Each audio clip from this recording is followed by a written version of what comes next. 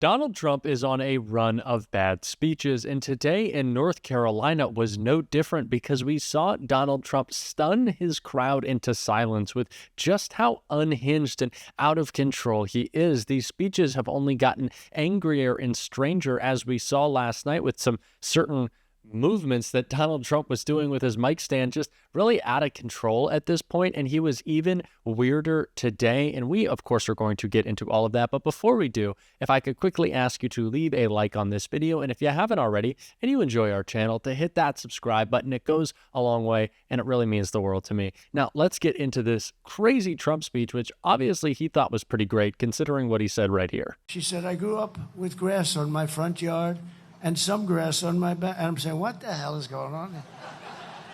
See, I have a little more aptitude for this. I'm really good at this shit.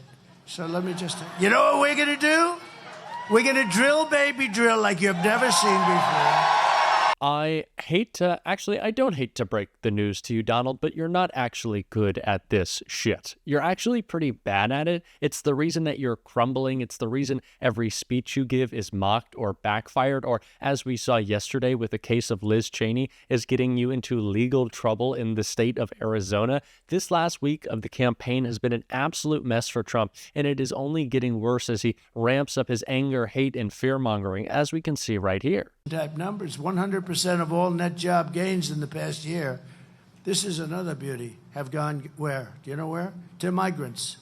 100% of the job openings have gone to migrants, taking jobs from more than anybody else, and you haven't seen the numbers. And I think your speakers should ask Washington for those numbers because they're really bad. You know where they came from? African-American jobs.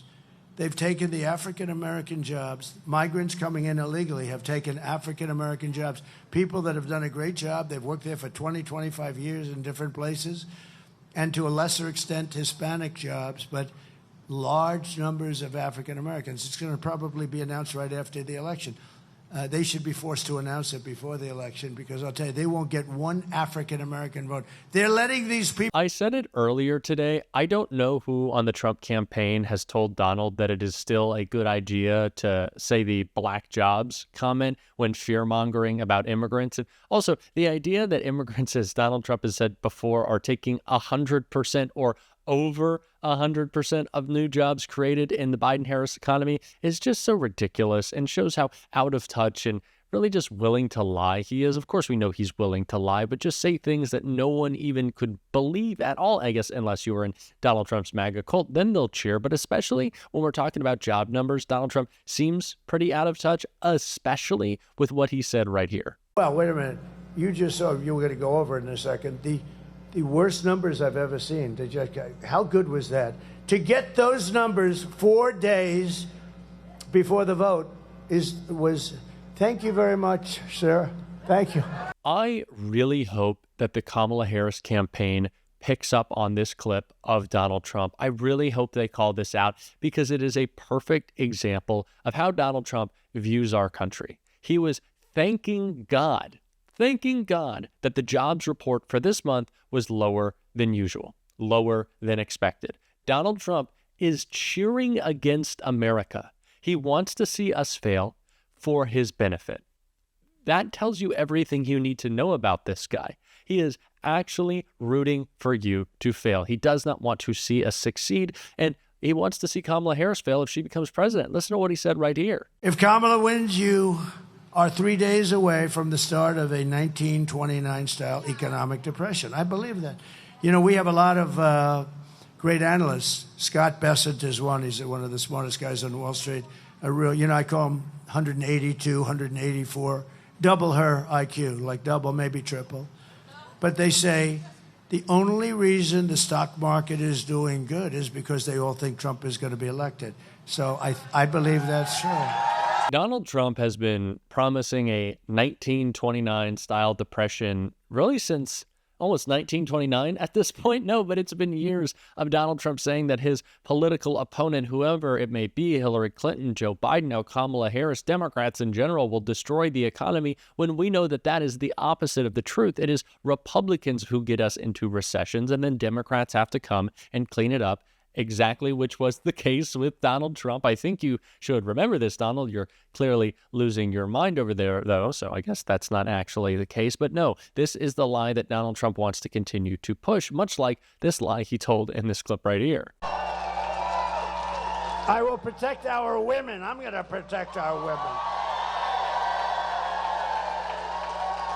I got into so much trouble. You saw that. I said, we will protect, because I keep hearing, I think the women love me. I do, because they know.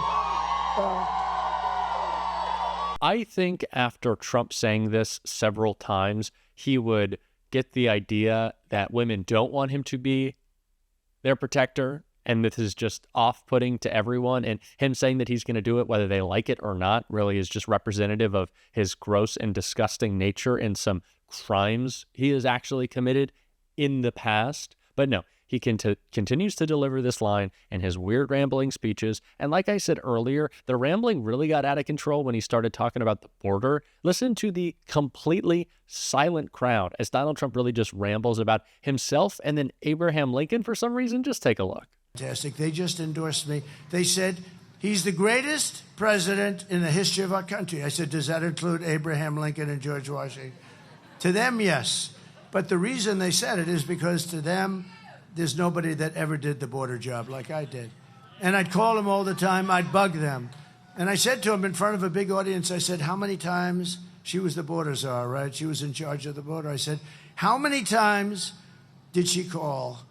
And they said never. So in almost 4 years, I looked, there were like 10 officials behind me. They all gave me this beautiful endorsement. And they've always endorsed me. They've endorsed me every year. Every year, hoping, they were hoping. But they just endorsed me. They're great people. They want this country to be so good. They hate, it's easier for them to let people go in. Just go ahead in. But they don't want people to go in. They love the country, the Border Patrol, and ICE, too. ICE is incredible. But I said, how many times did she call? Sir, she never called. I said, never? None of you guys? We never received a call. She never went to the border. And it's, in my opinion, the single biggest problem we have. I mean, to me, I rate it bigger than inflation. Inflation's terrible. They are bored, they are tired, they are fed up. An interesting point that was raised recently is that we've seen Donald Trump hold rallies in states like New Mexico or Virginia, New York, places where he typically wouldn't, and it's because the crowds in the swing states that have heard Donald Trump time and time again just don't show up anymore because they are just so fed up with hearing the same shtick, hearing the same complaints. We saw last night in Milwaukee, Donald Trump's crowd was empty and then left early because they've heard this before. So he's going to states where people haven't typically heard him, so he can try to bring in a crowd, even though he still fails to do so. But this is what his campaign is like at this point, just tired and sad. And contrast that with Kamala Harris today. Have an opportunity in this election to finally turn the page on a decade of Donald Trump who spends full time trying to keep us divided and afraid of each other.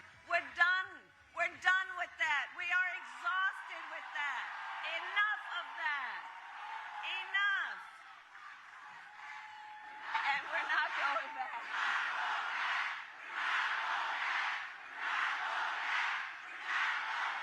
And we are not going back.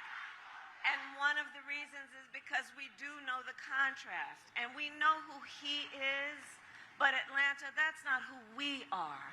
That's not who we are. And it is time for a new generation of leadership in America.